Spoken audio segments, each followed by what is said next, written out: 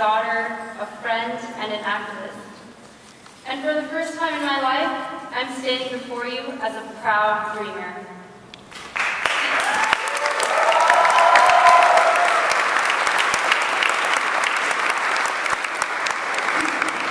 I came to this country at age 6, knowing nothing but the alphabet and phrases like thank you and please that my mom had taught me. Today, I stand before you as an honors college student on her way to med school. It's been 14 years since I walked into my first grade classroom, and I have come a long way since then. Like Jose Antonio Vargas, I grew up in the San Francisco Bay Area, headquarters of tech giants like Google and Facebook, also home to the San Francisco Giants, who I might mention are World Series champions. It's a place of opportunity and innovation, and a place that's full of immigrant families like my own. As a kid in California, I was obsessed first with Arthur, then Harry Potter, and eventually human rights. In high school, I helped found $1 for Life, a 501c3 that has since become a national poverty relief organization. I was also president of my high school's Amnesty International chapter, and I have continued to volunteer with Amnesty in college. I went to Los Altos High School, which just so happens to be the rival school of Mountain View High School, which is where Jose went. Jose and I actually grew up in the same town. I just went to the school with a better football team. It was during high school that my parents sat me down and told me about my illegal status. The knowledge that I was undocumented rocked my teenage reality of soccer practice and Spanish homework. It scared me, and so I told almost no one. I focused on my grades and devoted my free time to human rights activism.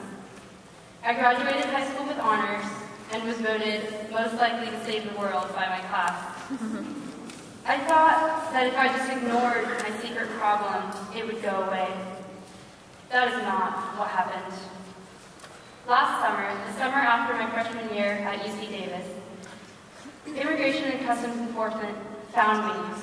They took me in and fitted my ankle with an electronic tracking device. They told me I was lucky I wasn't in prison. They treated me like a criminal, and to be honest, there were moments when I felt like I was one. This past school year, I tried to keep my life at school somewhat normal. I declared my major, neurology, physiology, and behavior. I expanded campus outreach to STAND, UC Davis's anti-genocide coalition, and I was elected co-president. I even managed to pass chemistry 2C. 3 weeks ago, I finished off my finals and came home excited to relax and enjoy summer vacation with my family and friends. Little did I know that my life was about to be turned upside down. On June 16th of 2011, I was summoned to the ICE office. My case officer told me that within a week, my mom and I would be deported. He ordered me to purchase a one-way plane ticket to India. The nightmare that I had warded off for so many years was coming true, and coming true fast. I walked out of my meeting with ICE knowing that I had to stop this. I couldn't be sent to a country I no longer know, ripped away from my family, my friends, and the beautiful place that I had called home for so long. I went to the few people I had trusted with the truth about my status. We sat down and decided that, with deportation just 5 days away, the best way to stop this was to go public. To an undocumented immigrant, that's a scary, scary term. The fear of being discovered is one that's constantly on our minds.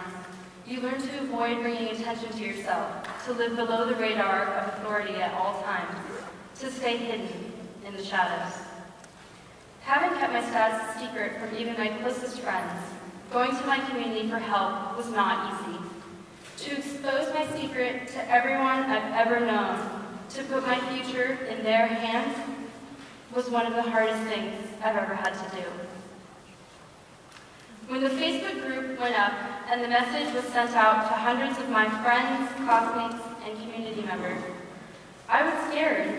I didn't know what to expect. I had no idea how people would respond. What happened next was bigger than anyone had expected. The news spread across Facebook like wildfire. The overwhelming support I received knocked me off my feet.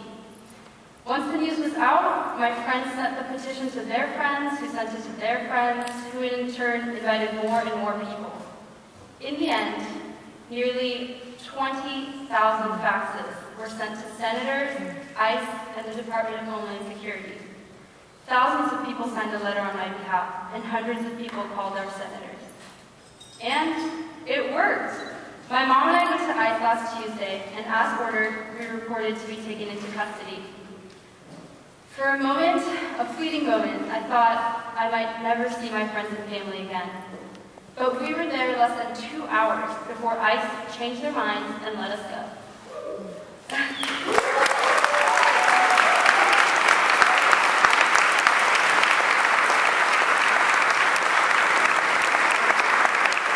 And so I'm here. We've been granted a stay for 1 year. That doesn't change the fact that exactly a week ago, I was hours away from being deported from my home. As a student, I work hard. I'm in the honors program at one of the country's top public universities, and I'm on track to go to medical school. I plan to spend my life working for the public good of the United States of America. If it took this for me to stay in my country, something's wrong. It shouldn't be this hard. President Obama has made it clear that he fully supports the DREAM Act. He has even said that its failure to pass has been his biggest disappointment as president. And yet, he hasn't acted. He has the power to stop the deportations of people like me. He can bring relief so that no family has to go through what mine has. He can end our pain, but he still continues to deport dreamers. I am standing here today in my country's capital because of you. Had it not been for the support of my community and the activism of dreamers from all across America, I would be gone. I cannot describe what it means to have all of you, after hiding for so long, to be completely embraced by other dreamers and allies has been incredible. It gives me hope for our future and the future of our country. My story is your story. Yours is mine. We are a community held together by our common dream. Sach hai mi kalini. La verdad es que no soy la única. The truth is, I'm not the only one.